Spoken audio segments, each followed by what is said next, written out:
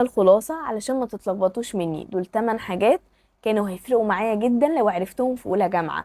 اول حاجة لازم تعرف ان اول واحد هتصاحبه ده مش هو اللي هيكمل معاك المسيرة. تاني حاجة لازم تختار الناس اللي انت هتصاحبهم، لان انت خلاص بقيت كبير وناضج وفاهم ان الصاحب ساحب، وان انت لازم تختار الناس اللي تشدك لفوق وما توطكش وما تخلكش قليل. تالت حاجة خليك انت وعيش حياتك زي ما انت، ما تقلدش حد لمجرد ان هو كاريزما او لطيف او عسول او امور خالص.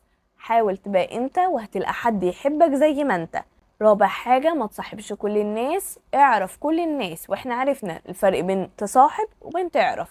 خامس حاجة ما تستهونش بأي حاجة صغيرة، لو عايز فعلا تجيب تقدير كويس وتفرح أهلك اوعى يعني تستهون بأي طلب صغير من الدكتور، سواء بقى بحث presentation.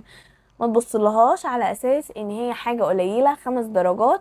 فكر ان انت هيجيلك 5 درجات من العدم بدون ما تذاكر وبدون ما تبذل مجهود كبير قوي. سادس حاجة افرح واستمتع بالرحلة، الايام اللي بتعدي عمرنا ما هنعرف نرجعها تاني مهما حصل. فبالتالي لما تكون في اولى جامعة غير لما تكون في تانية جامعة غير لما تكون في تالتة جامعة غير لما تكون خلاص هتتخرج وتسيبهم.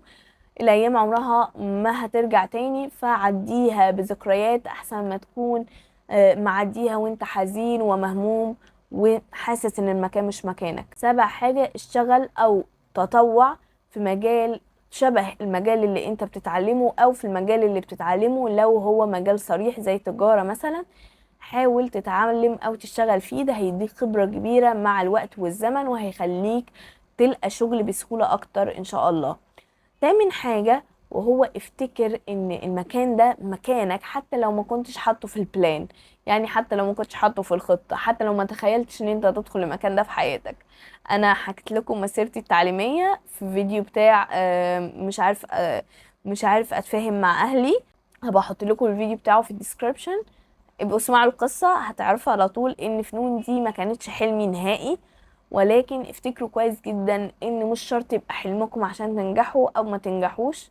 النجاح او عدم النجاح بيجي من تقبلكم ومدى التكيف بتاعكم في المكان نفسه. ما تسألوش ليه كتير، ما تسألوش ليه انا ذاكرت وما نجحتش او ليه ذاكرت وما دخلتش.